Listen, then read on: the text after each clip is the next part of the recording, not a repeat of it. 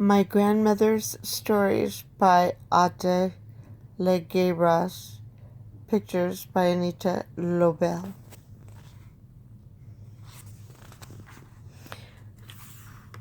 A collection of Jewish folk tales.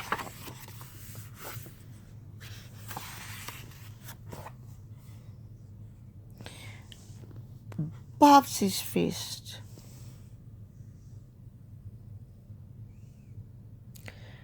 First of all, let me tell you about my grandmother's kitchen. It was a small square room with a large sink.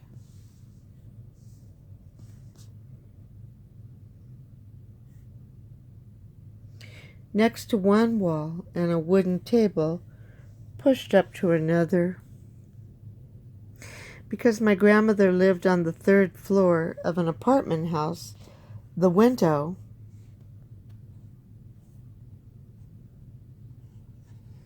in one wall was really a door and opened onto a small balcony.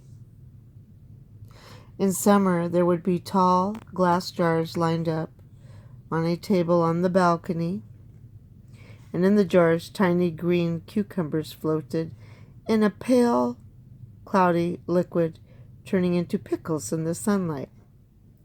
If only you could taste the dishes that my grandmother cooked.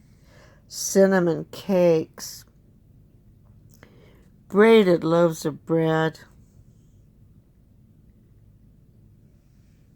meat stewed in velvety sauces, fish fried to the color of gold, soup with matzo dumplings, fragrant with nutmeg, and for the Sabbath, the kugel, a pudding made of noodles and eggs, with just a hint of burnt sugar to give it its caramel color and smoky taste.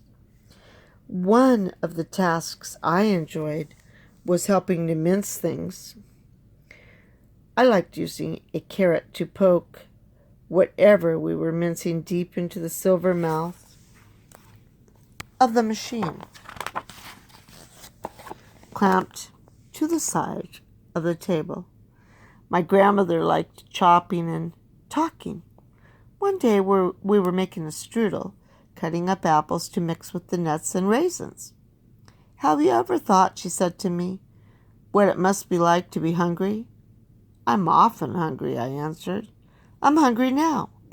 May I eat the rest of this apple?" My grandmother laughed. "That's not hunger, that's greed." Let me tell you a story about someone who learned what real hunger meant. He was a merchant, a very rich merchant, who lived a long time ago in the days of King Solomon.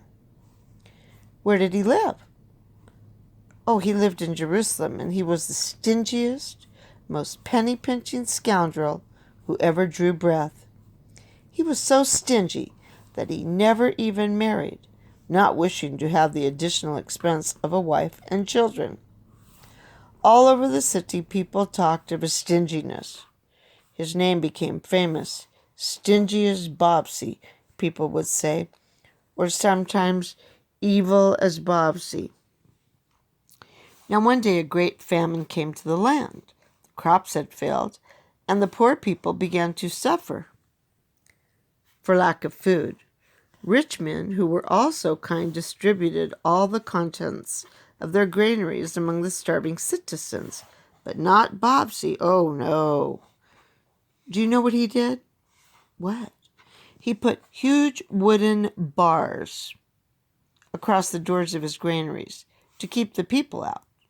He cut down on his servants' food and sold his grain at a very high price to those who could manage to scrape together the money. So he grew rich while others starved and suffered. All the stories whispered by those who had good reason to hate him at last reached the ears of the king, Solomon himself. And when he learned how Bavsi was behaving, he decided to teach the miser a lesson he would not forget. What did he do? He sent the royal chamberlain to Bavsi's house with an invitation. The merchant was to take dinner with the king the very next evening. You can imagine how overwhelmed, how excited, and how flattered Bavsi was. At last, he said to himself, King Solomon realizes what a great man I am, how rich, how powerful. He called his servants at once and set them to work, washing his clothes and setting out his jewels, ready for dinner the next day. When he woke up in the morning, Bavsi decided not to eat at all that day. King Solomon's feast was sure to be sumptuous, beyond dreams. It would be a pity, therefore, not to do it full justice. So at 6 o'clock, Bavsi presented himself at King Solomon's palace. The sun was just setting, and the palace walls were pearly in the apricot light of evening. Bavsi's servants had carried him through the streets on a raised platform, so that the hem of his robe would not become dusty. On every side there were men dressed in rags and lean with hunger, children who no longer had any energy left for playing, and women with sunken eyes that were red from weeping. Bavsi saw none of them. He fixed his eyes on Solomon's glittering walls and his mind on the feast that was waiting for him. The truth of the matter was that he was already extremely hungry, not having eaten since the previous night. In the palace, Bavsi followed the servant who waited at the door to where the royal chamberlain was seated, in a wide hall hung with embroideries in the colors of every jewel dug from the earth or found in the depths of the sea. "Ah, Bavsi," said the royal chamberlain, "approach and let me make you welcome. Let me also explain to you how you must behave while you are a guest in the palace.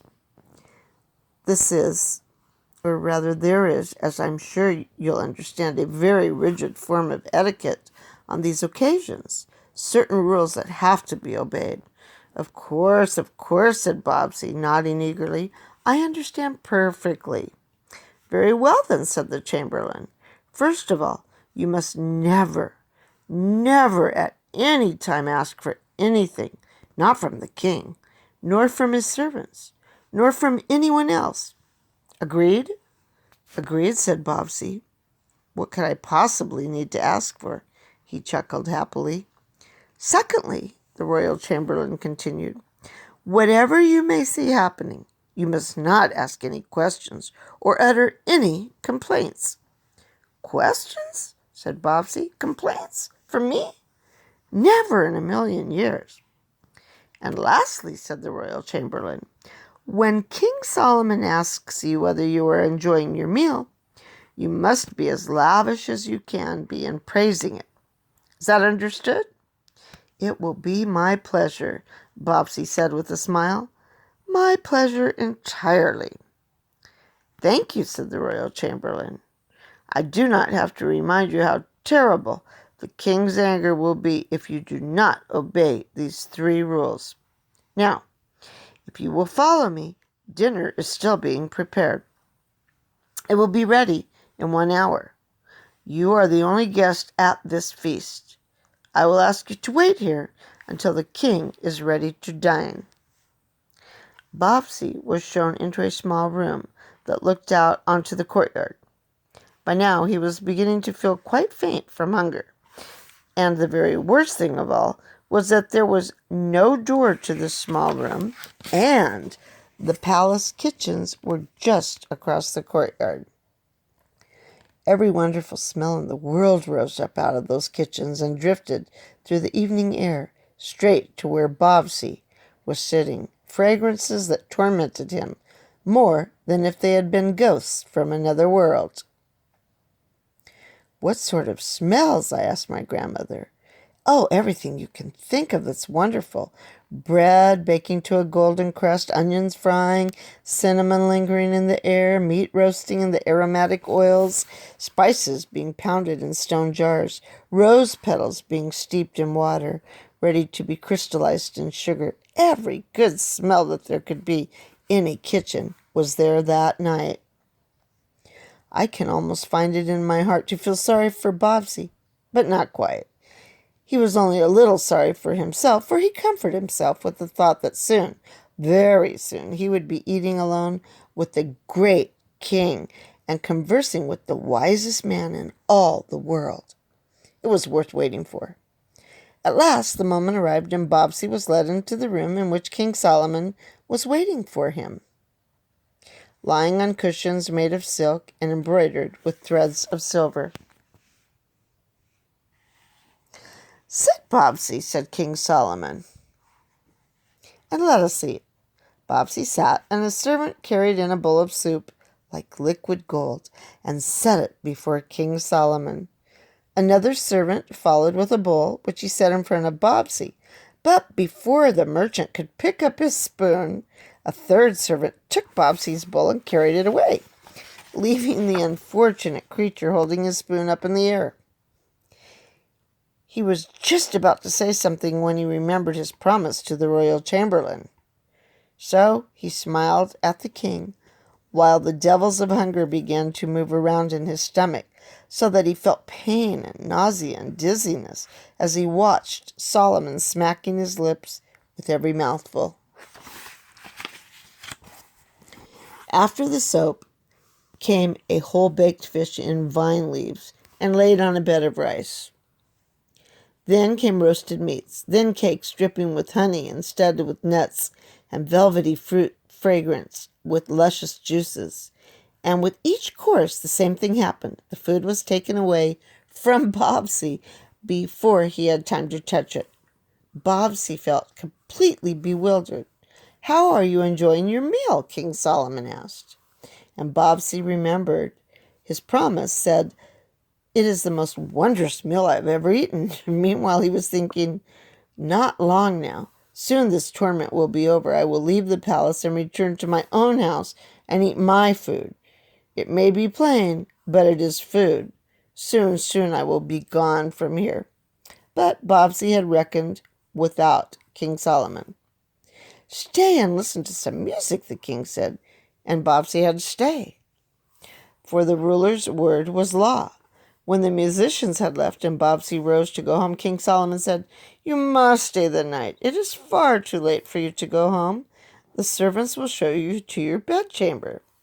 Bavsi did not sleep at all. His hunger was gnawing at him, just as though a large rat had taken up residence in his stomach. And it was not only hunger that was troubling him. "Why," he said to himself, "has the king done this to me? He has deliberately kept all food and drink from me. It must be a punishment. He must be teaching me something. What have I learned? Only the meaning of real hunger. So that must be what King Solomon intended." When Bavsi arrived at his own house the next morning, he threw open his granary doors and distributed his corn to the poor. And he never again sold food to the starving people to make a profit for himself. "There, now you can have a piece of apple."